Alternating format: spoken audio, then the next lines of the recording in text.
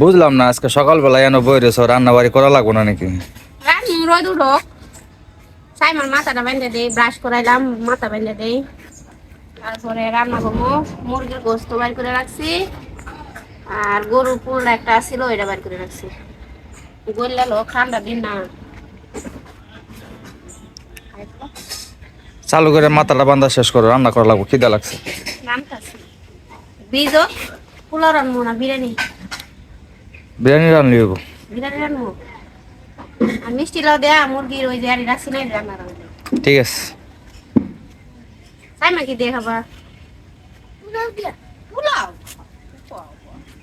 একজনের এক লুচি আমার ঘরে গো, লুচির অভাব নাই গো, খাওয়ার সম্পর্কে কি। আসসালামু আলাইকুম, আশা করি সবাই ভালো আছেন। আলহামদুলিল্লাহ আমি ভালো আছি।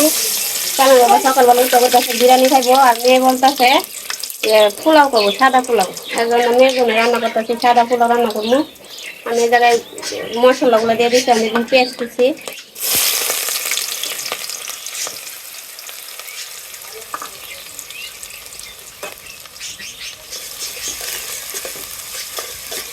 আমি বেশি ভাজবো না, হালকা একটু ভাজবো, তাহলে পোলাওটা সাদা হইব।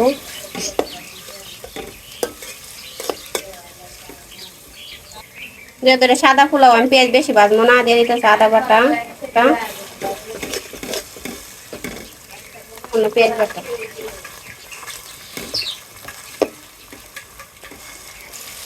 দিয়ে দিতেছে লবণ।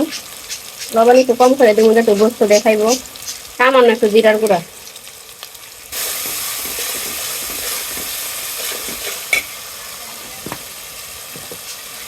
এখন আমি এই জায়গায় পোলাও চালগুলো ভাজে নিব। পোলাও চাল মানে 1.5 পট পোলাও চাল নিচ্ছি আমি। আমি পোলাও চালগুলো একটু ভালো করে ভাজে নিব।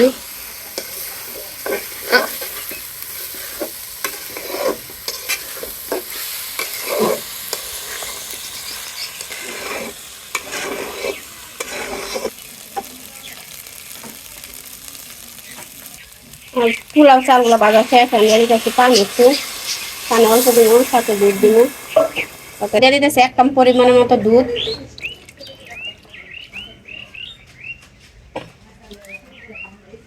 রেখে দিব।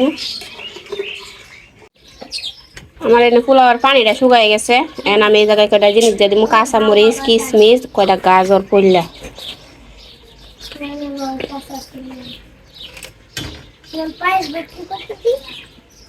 আমি এরকম কিছুক্ষণ এরকম রেখে দিব।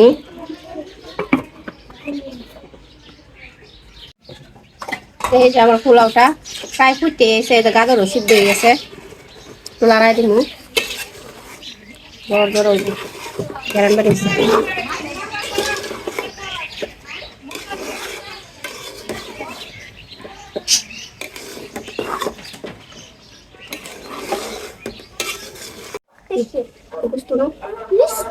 আমাদের পোলাও রান্না হয়ে গেছে, গোস্ত আগে রান্না করে রাখছিলাম, মায়ের খাওয়াইতেছি, মায়ের পছন্দের খাবার একটা।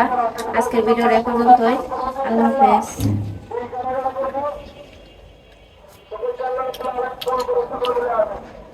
কেমন হয়েছে মু? মজা? বাবা মারে তাকে পাপ্পি দিল, মজা হয়েছে না?